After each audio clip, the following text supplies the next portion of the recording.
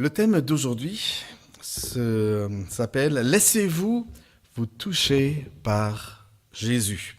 Laissez-vous vous toucher par Jésus. Et peut-être vous êtes étonné de ce petit bébé, de ce petit enfant qui accompagne notre prédication. C'est un texte tiré dans l'Évangile selon Marc, chapitre 10, les versets 13 à 16, où il est question des enfants bénis par Jésus. Et voilà, j'ai donc une affiche avec le texte, donc tiré de Marc chapitre 10, les versets 13 à 16. Est-ce que quelqu'un voudrait faire la lecture, s'il vous plaît? Alors, des gens amènent à Jésus de petits enfants pour qu'il pose les mains sur eux, mais les disciples leur firent des reproches. Jésus le vit et s'en indigna. « Laissez donc les petits enfants venir à moi, ne les empêchez pas, car le royaume de Dieu appartient à ceux qui leur ressemblent.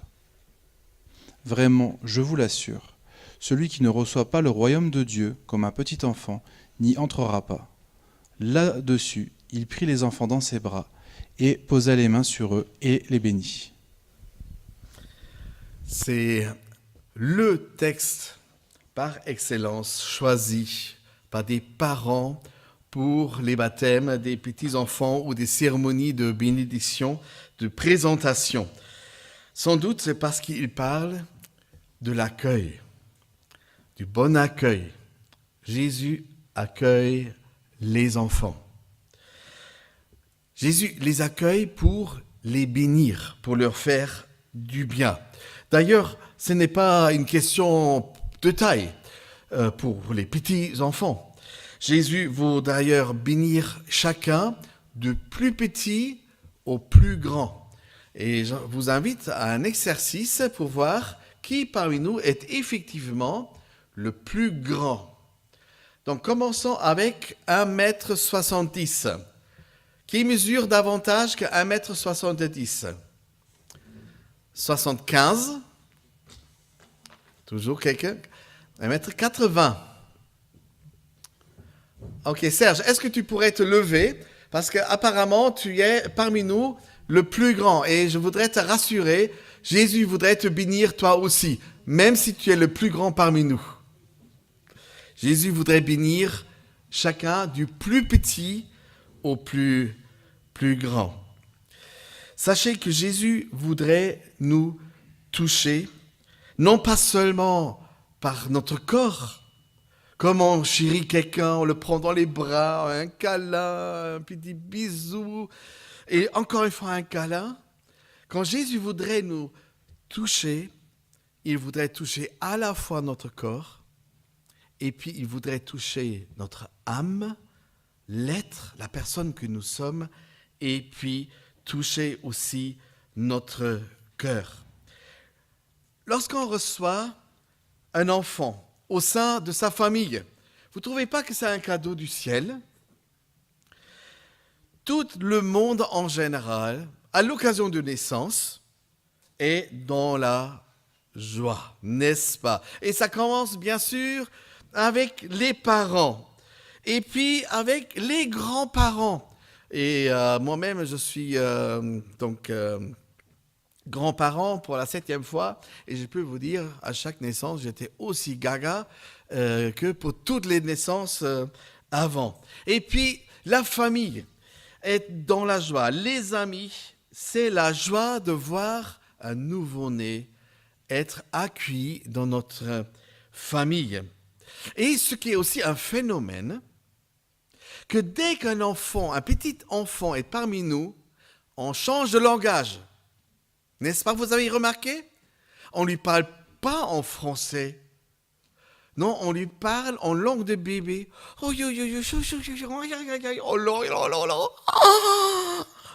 N'est-ce pas? Et moi, j'ai dû apprendre le français à l'âge de 30 ans durement, et ce langage-là s'apprend. Mais à l'instant, dès qu'on voit un petit enfant, c'est un réflexe. D'ailleurs, une vieille prière juive dit ceci, et vous allez remarquer, c'est une prière qui est particulièrement priée, ou uniquement priée par les hommes. « L'Éternel je te bénis et je te remercie que tu m'as pas créé femme. Oh là là, est-ce que j'ai dû le dire, j'aurai les gros yeux. L'Éternel, je te bénis, je te remercie que tu m'as pas créé femme. Et croyez-moi, je ne suis pas juif, mais qu'est-ce que je me suis joint à cette prière lors des grossesses du Imk et les enfants. Merci Seigneur que tu m'as créé homme. Je ne devais pas ni être enceinte, ni accoucher. D'ailleurs, une petite histoire en parenthèse. Il y a quelques années à Nantes, je devais être opéré parce que j'avais des hernies.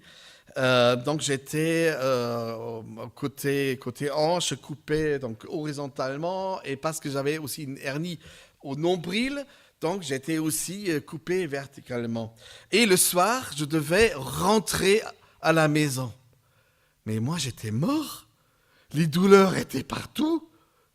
Et puis, les infirmières venaient me rassurer. Monsieur Genet, attendez, vous êtes un homme. Les femmes viennent accoucher à la clinique, d'une manière ambulante, et rentrent le soir. Et j'ai dit, je ne suis pas une femme. Je souffre. J'ai des douleurs. C'est horrible. D'ailleurs, mon premier petit-fils André, certains parmi vous connaissent, nous avons un lien particulier. C'était mon premier, si vous voulez, petit enfant. Et il aime venir pour les câlins. Et il fait des câlins sur ma ventre. Il dit, mais opa voudrait dire papy ou grand-père en français. Mais opa, qu'est-ce que tu es gros, tu as un gros ventre. Mais il n'y a pas de bébé dedans, n'est-ce pas? Vous voyez, c'est ma partie post-naissance pour ressembler à Imke pendant tous ces mois qu'elle a porté. Non, il y a d'autres raisons. Il y a des grossesses, et là je parle à vous les femmes qui ont eu des enfants. Il y a des grossesses et des accouchements qui sont synonymes de souffrance. 9 mois. Si on pouvait trouver un raccourci et le faire sortir, bien développé et en bonne santé, après 2 mois, ça suffirait. Même 2 semaines, n'est-ce pas? 9 mois de grossesse. Mais ce qui est intéressant, les femmes me disent, et surtout Im qui me l'a dit, tu sais Olaf, la douleur de l'accouchement est aussi vite oubliée dès qu'on prend le nouveau-né dans ses bras. C'est un mystère de vie, venu vers nous. Et donc, tout bon parent digne de ce nom ne fait qu'une chose, désirer le meilleur pour nos enfants. C'est vrai, les mamans? C'est vrai, les papas? Et tous ceux qui sont oncles et tantes? C'est tout à fait normal qu'en tant que parents, en tant que famille, on souhaite le meilleur pour nos enfants. Toute autre attitude, d'ailleurs, serait fort anormale, vous ne trouvez pas? On désire le meilleur pour nos enfants. Voilà notre texte. On a amené les enfants à Jésus afin qu'il les bénisse. Bénir avec toute sa tendresse, il les prend dans ses bras. J'imagine la scène, il les met sur ses genoux. Il fait un câlin. Il embrasse l'enfant tendrement. Ça, c'est bénir. Ça, c'est accueillir. Par contre, tu ne confies pas ton enfant à n'importe qui, n'est-ce pas? Tu confies des enfants à des personnes à qui tu as une entière confiance. Et tu dis, dans ses bras, mon enfant est bien accueilli. Dans ses bras, mon enfant est bien protégé. Et dans ses bras et sous ses mains, mon enfant est béni. Comme Jésus l'a fait pour ses enfants qu'on l'a porté, il veut le faire pareillement, dit le texte, pour chacun qui souhaite être accueilli par lui. Nous avons tous des moments, et le savons très très bien dans notre vie, où nous avons besoin de pouvoir être accueillis quelqu'un dans la situation qui est la nôtre, la personne que nous sommes. En général, moi pour les joies, mais surtout pour les peines. Nous avons tous besoin d'être bénis. Nous avons tous besoin d'être chéris. Et il n'y a pas de meilleur endroit que entre les bras de Jésus. Comme des parents aiment toucher et câliner leurs enfants pour montrer leur affection et leur amour, Jésus voudrait faire pareil pour toi. Parce qu'il a de l'affection pour toi.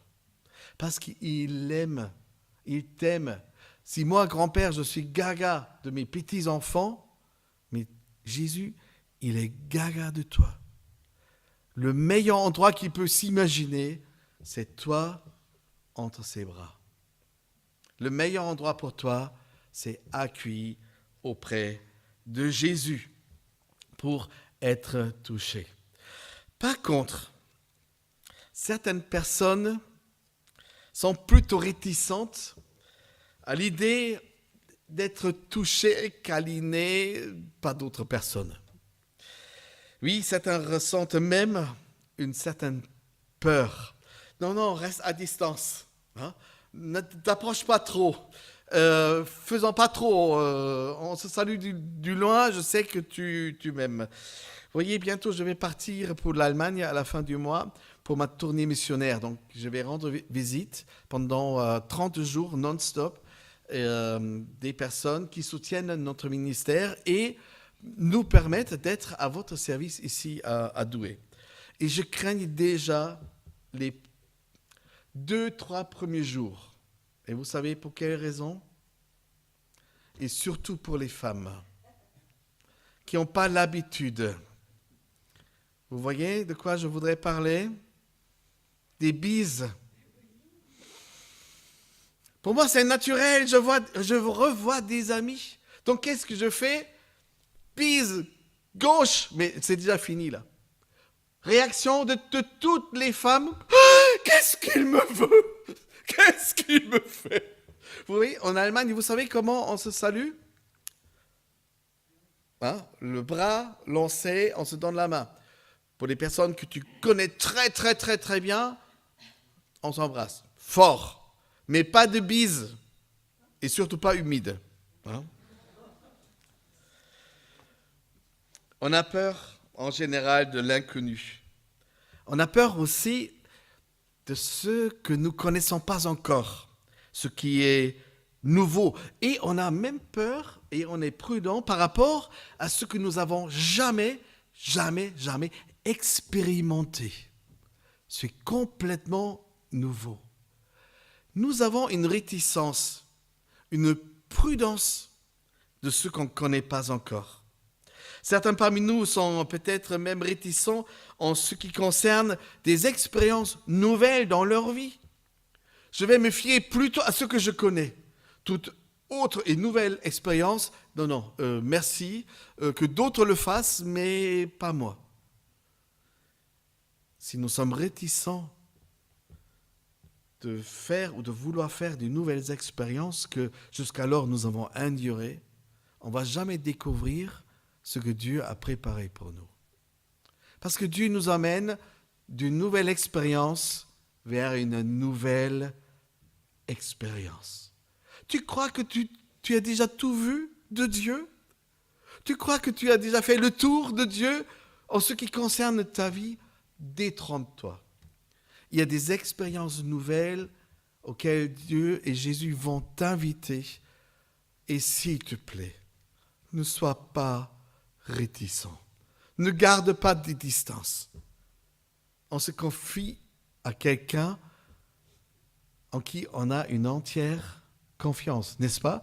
Comme les parents confient leurs enfants à des personnes à qui ils ont une pleine et entière confiance. Faisons donc nous pareil avec Jésus et par le Saint-Esprit pour ce que nous n'avons jamais encore vécu. peut-être d'être particulièrement touché dans notre âme et dans notre cœur et sur notre corps. On a emmené les enfants à Jésus pour qu'il les bénisse. Même devenus adultes, nous sommes invités par la parole de Dieu de garder une certaine curiosité. Si on rentre, si nous sommes accueillis dans la présence de Dieu, qu'est-ce que je vais découvrir? Qu'est-ce que ça va être mon expérience nouvelle? Est-ce que vous avez vous-même, dans votre vie chrétienne, que vous avez parcouru jusqu'à aujourd'hui, encore gardé une certaine curiosité de ce qui va être votre vécu, votre expérience avec Jésus, votre expérience nouvelle par le Saint-Esprit? Les enfants n'ont ni gêne, ils ne se gênent pas, ils n'ont pas de peur. Dès qu'ils se sentent en confiance, ils courent vers la personne, bras ouverts, et se jettent dedans en pleine confiance.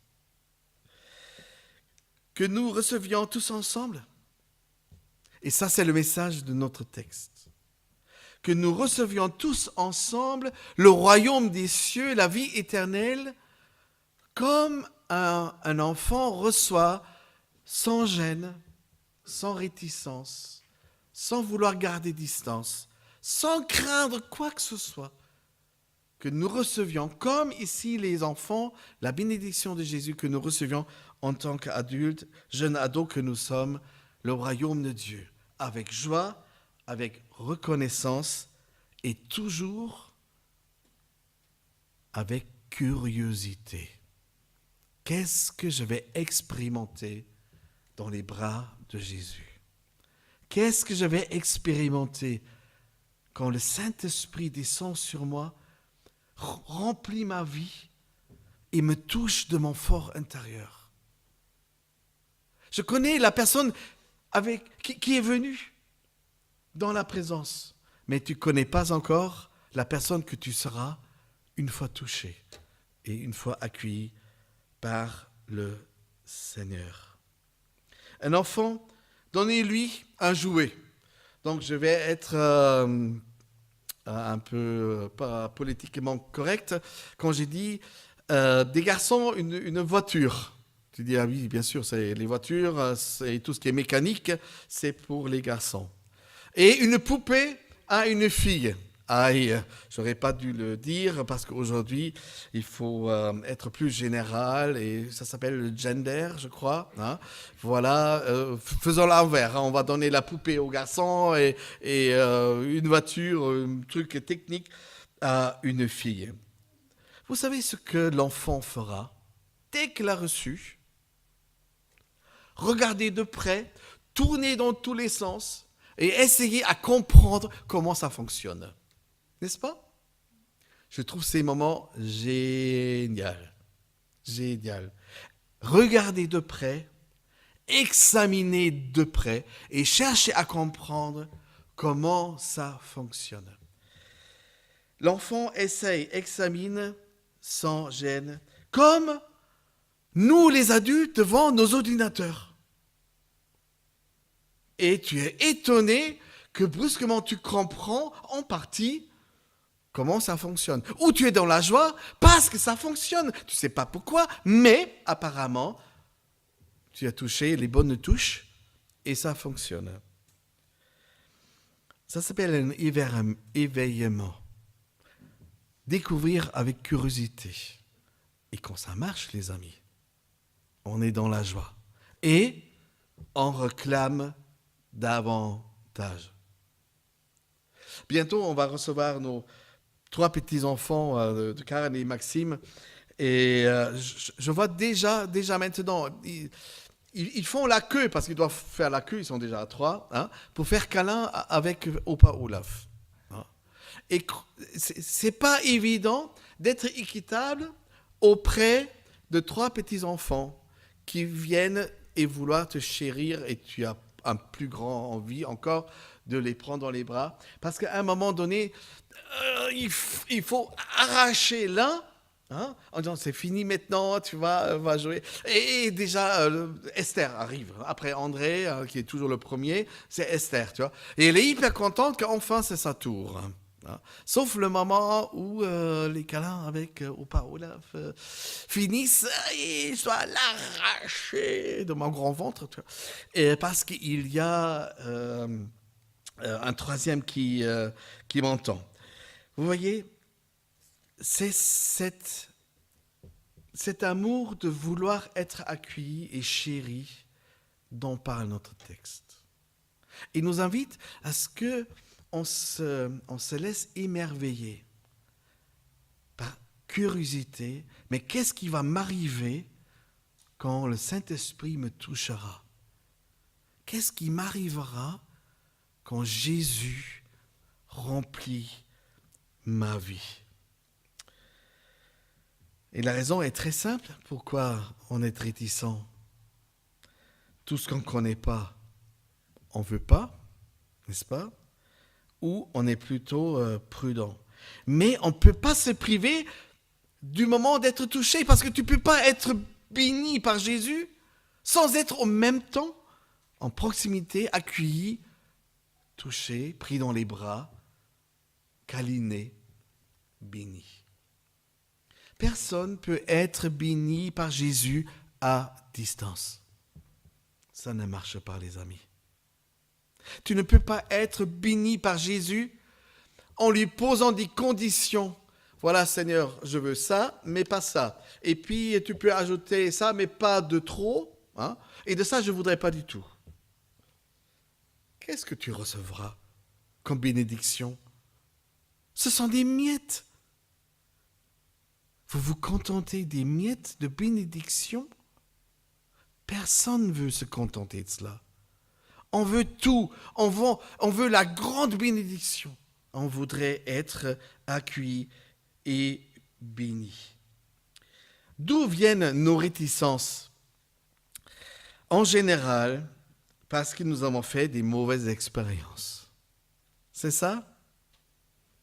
On a fait des mauvaises expériences. Pour cela, nous sommes devenus plus distants, plus réticents.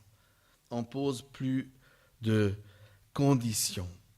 Les mauvaises expériences dans notre vie nous servent malheureusement trop souvent comme excuse.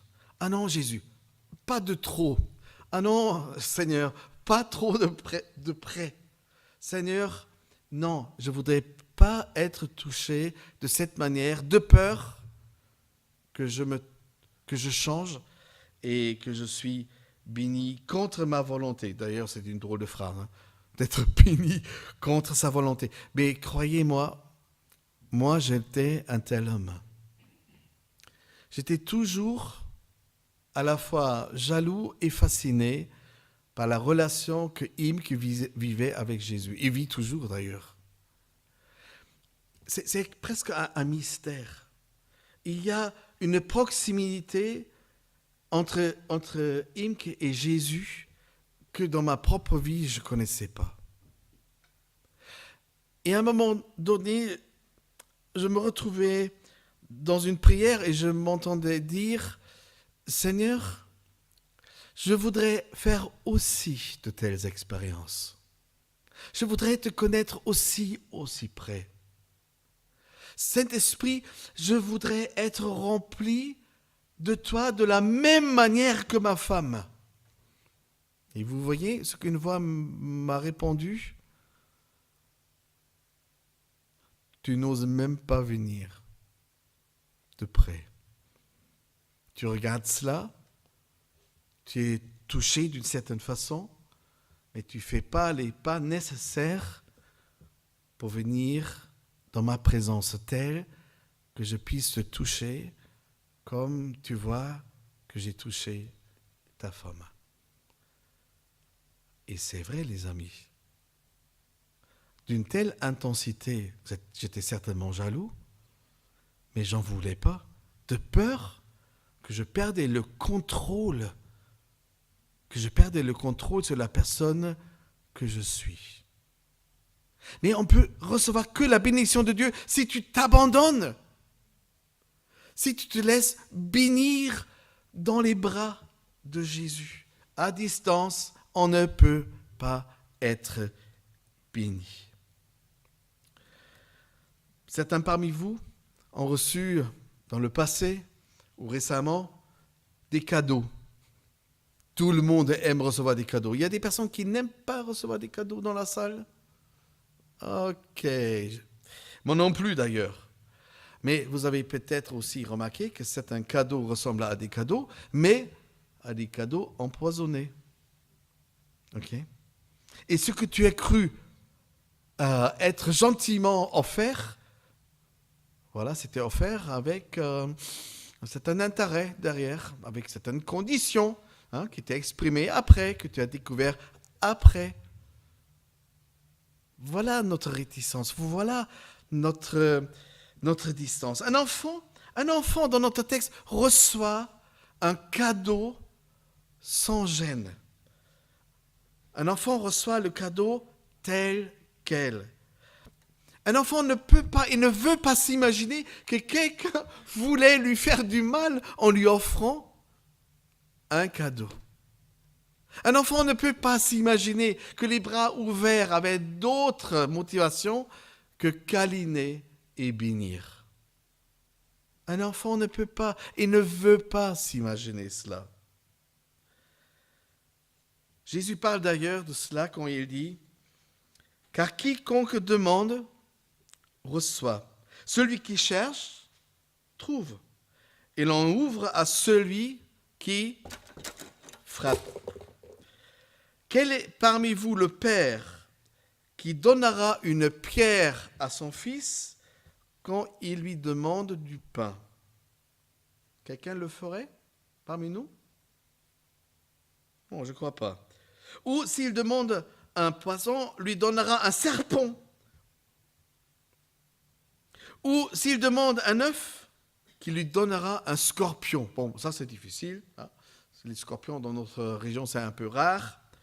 Mais vous voyez, aussi méchants que nous sommes et aussi mauvais que nous pouvons paraître, nous les parents, on ne ferait jamais ça à nos enfants.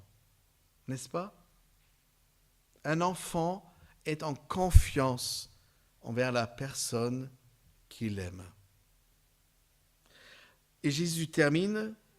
Donc, aussi mauvais que vous l'êtes, vous savez donner des bonnes choses à vos enfants. À combien plus forte raison votre Père céleste vous donnera-t-il le Saint-Esprit à ceux qui lui le demandent? Demandez et vous recevrez. Les enfants étaient apportés dans la présence de Jésus afin qu'ils reçoivent la présence de Jésus et la bénédiction. Ce que Dieu voudrait nous donner, les amis, est forcément bon. Je ne sais pas ce que Dieu m'a donné dans ma vie qui était mauvais. Bon, j'ai une mauvaise mémoire, mais la Bible dit ce que Dieu donne est forcément bonne. Donc, qui suis-je de ne pas vouloir en avoir? Et qui suis-je de ne pas en vouloir davantage et toujours davantage? Que ça continue. Dans ta présence, je voudrais rester parce que je voudrais recevoir en continu la bénédiction. Voilà le cadeau que Jésus offre à chacun qui lui le demande. Il dit, je suis venu dans votre vie afin que vous ayez, que vous trouverez une vie. Mais pas simplement une vie qui te sert à survivre. Non, que tu reçoives une vie en abondance et même, dit le texte, en surabondance. C'est pour cela que les parents apportaient les enfants à Jésus. Parce que c'était auprès de Jésus que les parents ressentaient, c'est auprès de lui que se trouve la vie. Il ne donne pas morcelé, il donne en abondance, il donne en surabondance. Ça ne peut pas, c'est inimaginable que ce soit un cadeau empoisonné. Au contraire, le cadeau que Jésus donne est forcément bon. Il est forcément bon pour moi. Jésus touche et bénit les enfants. Dans notre texte, je trouve c'est tout beau, n'est-ce pas? Mais ce beau et touchant texte nous dit aussi un avertissement et pose une condition. Tu voudrais recevoir la vie éternelle? Tu voudrais rentrer dans le royaume des cieux? Aussi bien que Jésus accueille avec joie ceux et celles qui viennent vers lui en lui accordant leur confiance et leur foi, aussi bien Jésus renvoie tous ceux qui ne veulent pas venir de près, qui ne veulent pas recevoir la bénédiction. Et le texte dit, si vous ne recevez pas le royaume des cieux comme le font les enfants pour les bénédictions de Jésus, le royaume des cieux n'est même pas pour toi. Vous voyez? On ne peut pas être béni. On ne peut pas expérimenter le Saint-Esprit. On ne peut pas expérimenter et vivre les bienfaits de Dieu à distance. C'est impossible. Il faut que tu viennes. Il faut que tu fasses confiance. Il faut que tu cours dans les bras de Jésus. Il faut que tu te mets sur ses genoux pour être câliné, touché et béni. Tout enfant est accueilli pour être béni, dit notre texte. Certes, tout enfant est accueilli par Jésus, mais non pas pour être baptisé, comme l'interprètent certaines églises chrétiennes, mais le texte dit clairement pour être béni. Ici, Jésus ne parle à aucun moment de baptiser les enfants. Non, il est question que les enfants reçoivent une bénédiction. La Bible d'ailleurs dit à la fin de notre chapitre, et on va encore y arriver, au chapitre 16, verset 16, « Celui qui aura cru et qui aura été baptisé sera sauvé. » Mais attention, celui qui n'aura pas cru restera condamné. Encore une fois la phrase. Celui qui aura cru et qui aura été baptisé sera sauvé. Écoutez la suite et cherchez ce qui manque. Et cherchez ce qui manque. Et celui qui n'aura pas cru sera condamné. Quelle partie dans cette deuxième partie de ce verset manque? Le baptême, n'est-ce pas? Nous sommes sauvés par la foi qu'on manifeste par le baptême. Le baptême exprime ce qui s'est passé à notre intérieur, là où nous étions touchés par Jésus, là où notre vie a été transformée par le Saint-Esprit. Le baptême s'ajoute comme un signe extérieur qui témoigne de ce qui s'est passé dans notre expérience avec Jésus. Ce n'est pas le baptême qui sauve, mais c'est la grâce et la foi seule qui sauvera de la condamnation éternelle. Donc recevoir le salut par la foi en Jésus, c'est recevoir en même temps le royaume des cieux. C'est la question de la confiance que j'accorde et que je donne à Jésus. La question qui nous a bien animés dans notre réunion œcuménique il y a quelques semaines, c'était la question pour quelles raisons dans nos églises on baptise? Et dans l'église catholique romaine et dans l'église protestante traditionnelle, il y a la pratique des baptêmes des nouveau-nés. Donc, est-ce qu'on peut être baptisé et pourtant rester perdu? Tertullien était un père de l'Église et il vivait au IIe siècle, donc peu de temps après Jésus. Et il est devenu célèbre pour la phrase suivante. « Nul ne naît chrétien. Nul ne naît chrétien. Mais tous sont invités à le devenir. Nul ne naît chrétien, mais tous sont invités à le devenir. C'est pourquoi nous, en tant que chrétiens évangéliques que nous sommes, nous pratiquons que le baptême des croyants, ceux qui ont reçu la parole de Dieu, et ceux qui ont cru à cette parole, et ceux qui ont fait confiance en changeant de vie dans la présence de Jésus par le pardon de la croix. Et on baptise uniquement les personnes qui peuvent personnellement en témoigner. Comment ils ont été touchés par Jésus? Comment ils l'ont trouvé? Qu'est-ce que Jésus a fait de leur vie qu'ils réclament aujourd'hui le baptême pour témoigner de leur conversion? Ce baptême s'effectue pour nous évangéliques d'une manière suivante. Vous avez déjà entendu baptême par immersion? Immersion, c'est le fait que l'eau finalement nous couvre entièrement notre corps. Et je crois le dernier baptême, c'était Fabienne, à l'église du Plein Évangile. Et je me rappelle encore au moment où José l'a pris et l'a fait coucher dans le baptistère.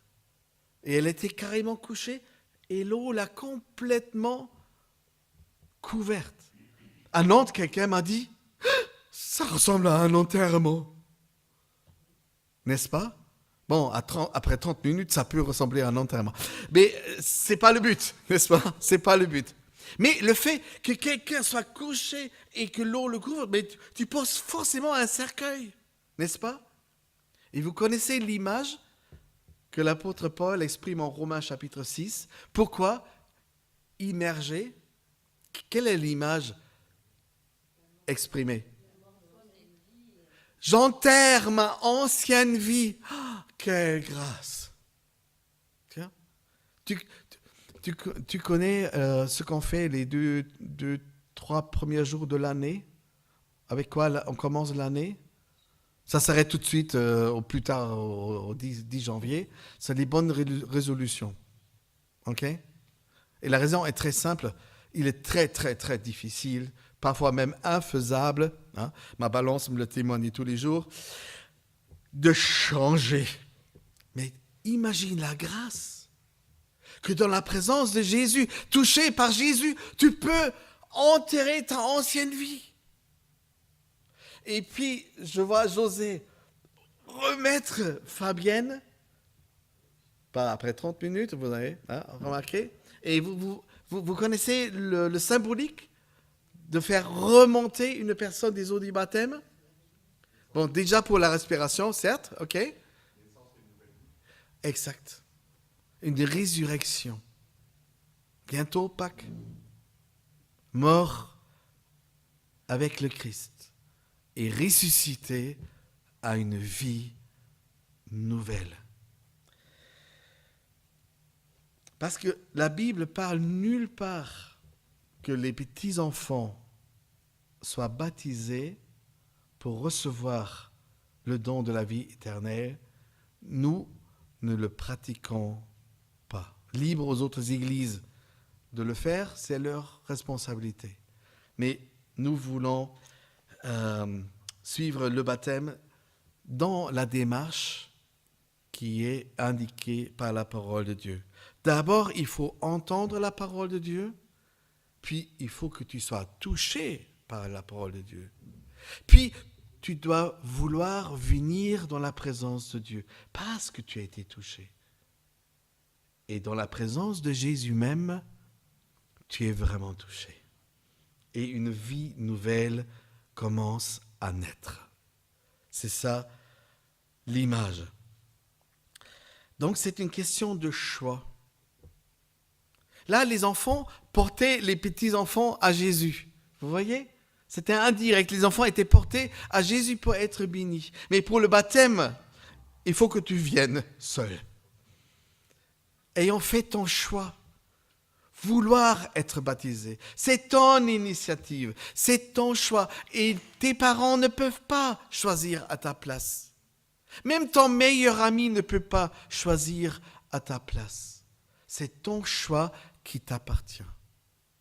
Les enfants étaient apportés par les enfants. Les enfants étaient bénis.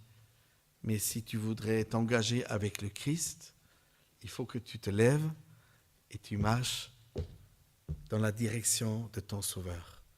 Et là, tu es touché. Et là, tu reçois la vie nouvelle. Donc, la vie nouvelle que Dieu donne n'est pas liée à un quiconque rite ou un quiconque dit sacrément, quelque chose qui t'apporte le salut. En conclusion,